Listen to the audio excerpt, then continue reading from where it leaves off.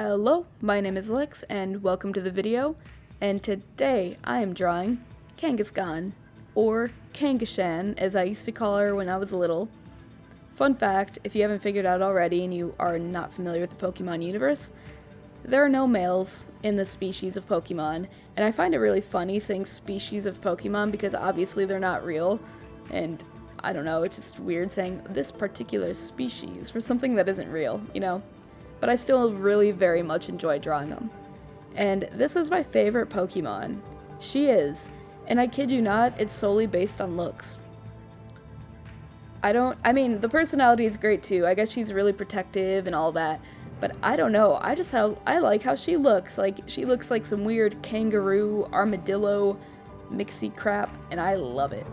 And I did add a couple of things to her character model. So originally she didn't have those plates on the top of her head that I'm shading right now. And her baby usually looks angry or scared. And I got sick of looking at angry or scared Kangashkhan babies, and so I made mine really happy, and he's having a good old time, and I love it. We'll get to the baby later, though. Evidently, I've been told, and it makes sense, that this Pokemon was based on Kangashkhan.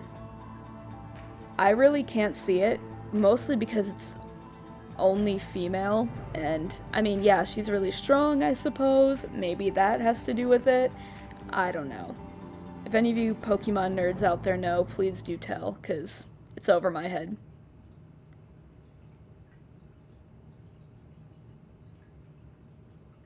It was actually one of my very first Pokemon cards that I ever got, back when I was probably 2nd grade.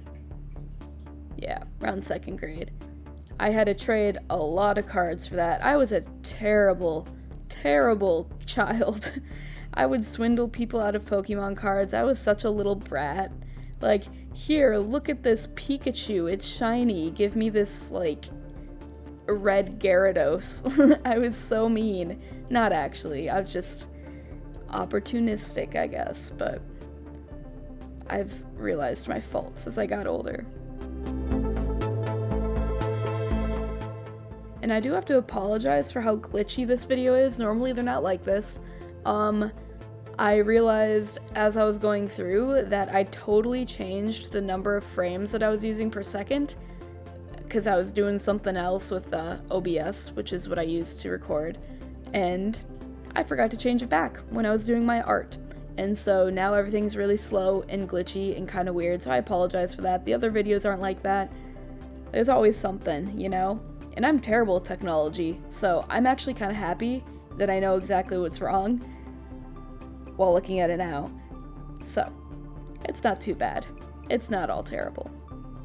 And there's a baby. Isn't it cute? Love the baby. He's so happy.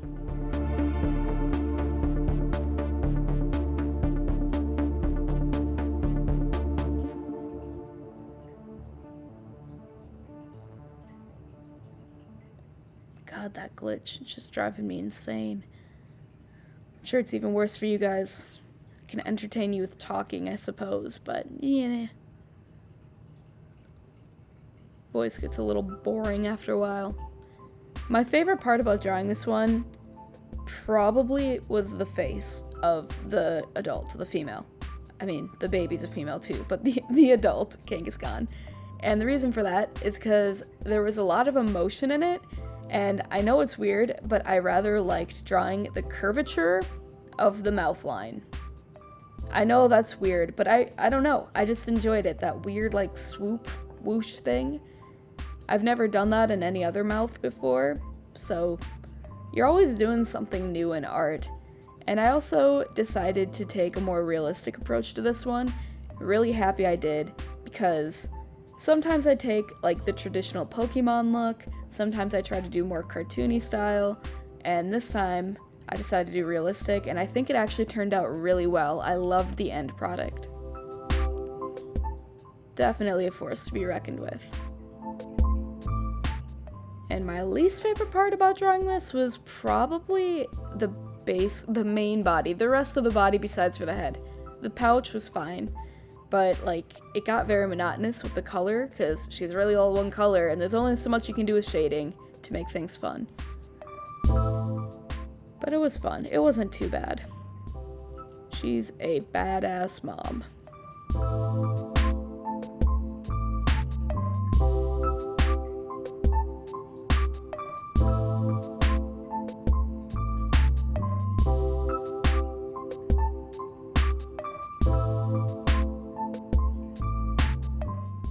I love her 3 funky looking claws. I think they're supposed to be armadillo-like, because that's definitely not kangaroo-like.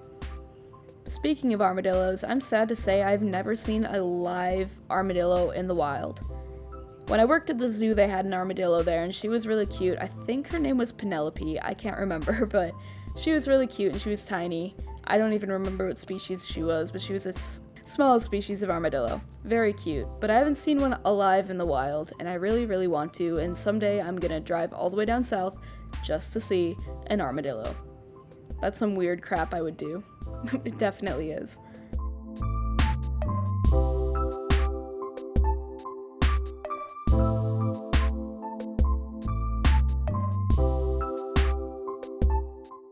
I actually went down to Texas for the first time ever just a couple of days ago.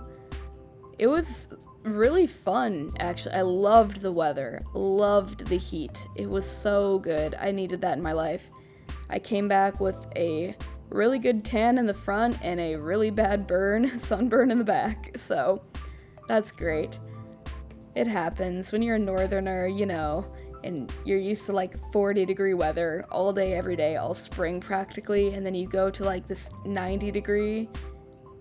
It's a little bit of a shock. It's also a culture shock too. Things are way different down south than they are up here, but not in a bad way.